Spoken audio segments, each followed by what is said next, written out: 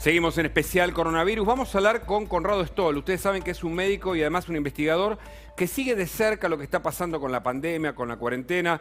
Lo tenemos en línea. Conrado, buenas tardes. Gracias por la atención.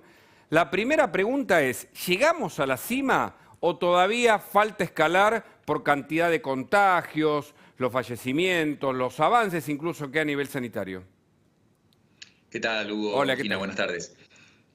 No hemos llegado a la cima, los números siguen aumentando, ayer incluso siendo sábado casi 8.000 y desde el 12 de agosto aproximadamente ese número. La proyección de la Universidad de Washington es que se podría llegar al pico en septiembre aquí, para principios o mediados de septiembre para después empezar a descender. Ahora eso se basa en supuestos de que el 90% más de la población use máscara y tenga distancia de 2 metros. O sea, sabemos que la cuarentena no tiene efectividad en el grado que se aplica y el testeo nunca se hizo en una escala suficiente para identificar contagiados y poder ayudar a controlar la pandemia con el testeo o con la cuarentena, que son las otras dos herramientas que hay. O sea, nos estamos apoyando fundamentalmente en la responsabilidad de la gente de usar máscara y mantener distancia. ¿Y es suficiente eso? Eso lo vamos a saber, Agustina, es una muy buena pregunta. Son pocos países, o sea, sabemos que sin testeo ninguno controló la pandemia. Claro. Al contrario, vemos los casos de los que testearon bajo, como Brasil, como México, con las catástrofes que están teniendo y han tenido. Sí, sí. Solo Japón, con un bajo testeo, pudo controlarla, pero sabemos que la conducta y cultura japonesa, ellos crearon el concepto de no estar en lugares cerrados, sin ventilación, Claro. no abundancia de gente, no contacto estrecho. O sea, es muy difícil solamente con máscara y distancia. Es posible y lo vamos a ver aquí, porque si se consolida el 8.000 pasando 9.000 o 10.000, eso quiere decir que no es suficiente. Pero comparémonos con Chile. Chile llegó al pico el 1 de junio. Todavía no han llegado a una base como Nueva Zelanda. Hace 3 meses que están disminuyendo, y digo esto porque la disminución es muy paulatina. Claro. Uno habla del pico, pero después hay que pensar como con una montaña. Bajarla es tan difícil como subirla. Es más, a veces hay más mortalidad al bajar que al subir. Entonces es muy importante pensar en eso. Queremos llegar al pico para frenar la cantidad de contagios, para no saturar el sistema de salud. Pero después hay que enfrentar una bajada que con suerte va a llegar en diciembre. Vamos a estar en números bajos por diciembre, si Recién todos los en supuestos diciembre, mirá. se acatan. Claro. Y a propósito de eso, sabemos que en Europa hay rebrotes en algunos lugares, se cree que los rebrotes más complicados pueden llegar en septiembre, acá también en septiembre. Estamos en medio de una cuarentena que nadie sabe cuál ha sido su eficacia de los últimos tiempos. ¿Se puede aplicar algo más inteligente? Digo, ¿nos están diciendo la verdad con los datos? ¿Cómo estamos a nivel país en eso? No creo que en los datos haya un fraude o una intencionalidad. Pienso que puede haber, así como no pudimos organizarnos y tener una logística adecuada, una cadena de suministros para hacer la cantidad de test que había que hacer, Chile, déjenme que use ese ejemplo, 20 millones de personas, un vecino emergente como nosotros, han hecho 30.000 test por día estos días, llevan hechos 110.000 test por millón, versus 18.000 por día nosotros y unos 22.000 por millón. O sea, no es comparable.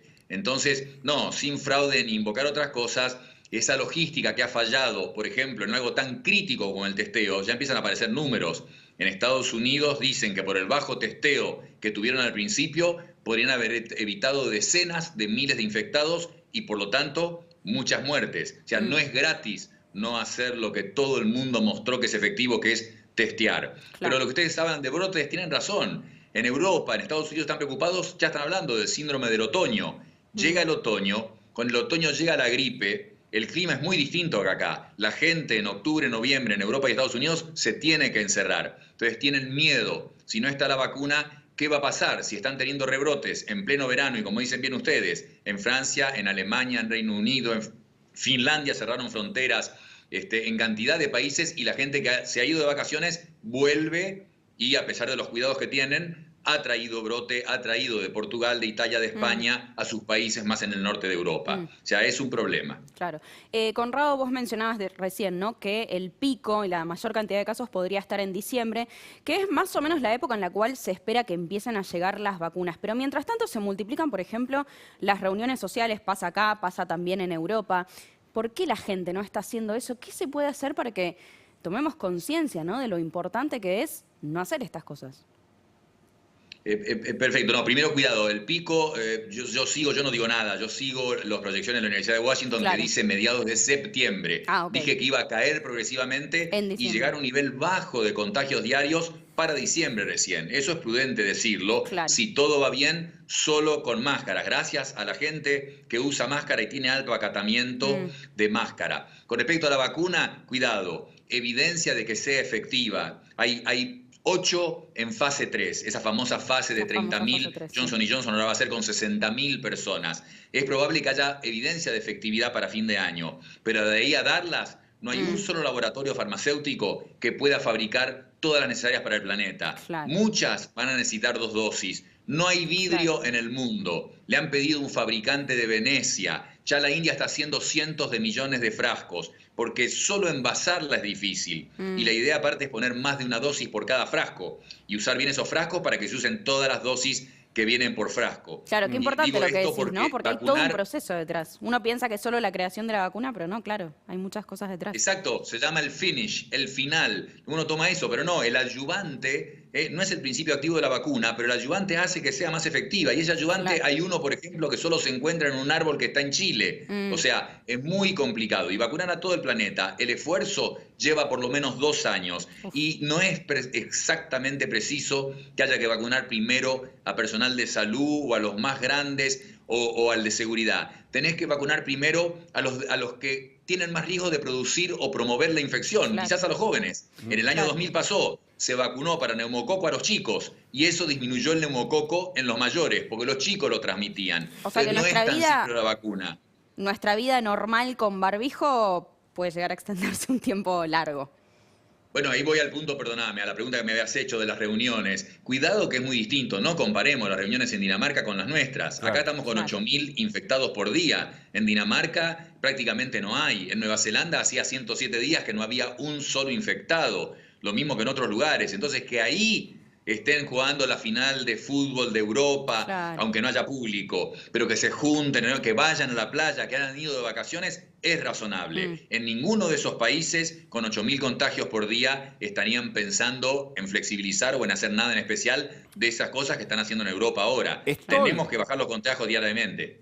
Stoll, ¿qué visión tienes sobre la famosa inmunidad de rebaño? La impresión, para quienes no seguimos el detalle y no somos científicos, es que el virus pareciera haber perdido cierta fuerza, la gente que lo padece, que cada vez es más cercana a uno, lo padece casi con síntomas, parece menores a otras épocas. ¿Qué hay de eso? ¿Puede estar bajando también las consecuencias del coronavirus?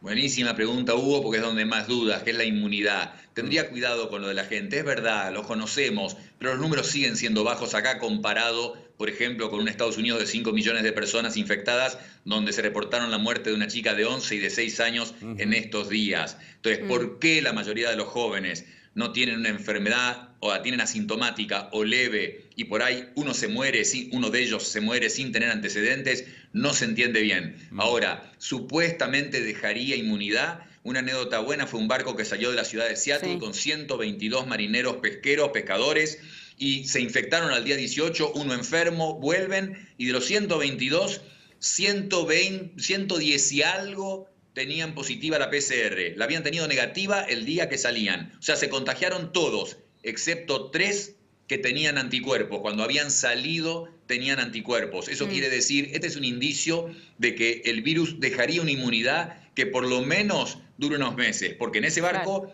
no se contagiaron los que ya sabían que habían tenido la enfermedad. Entonces hay varios indicios de eso, lo cual es bueno también por la vacuna. Pero inmunidad de rebaño, imposible alcanzarla. Se calcula que se ha infectado si bien es muchísimo más de lo que contamos, en Estados Unidos especulan con 40 millones de infectados, pero eso no llega al 5 al 10% de la población. Algunos dicen que podría haber inmunidad de rebaño con 30% de la población infectada, pero no hay ningún país del mundo con eso. Claro. Algún barrio en Nueva York que tuvo esa catástrofe, en Brooklyn tuvo 80% de positivos. Un barrio pobre en Mumbai, en la India, 70% de positivos. Pero eso es muy particular, muy específico de una región. En general nadie pasó 5 a 10%. Doctor, muchísimas gracias. Como siempre es un placer escucharlo aclarándonos todas las dudas. Gracias a ustedes por llamar. Muy bien. Hasta luego. Y nos vamos a la calle, porque Javier Mozo está en este momento en los bosques de Palermo, lo decíamos recién. Un día divino y mucha gente en la calle, ¿no?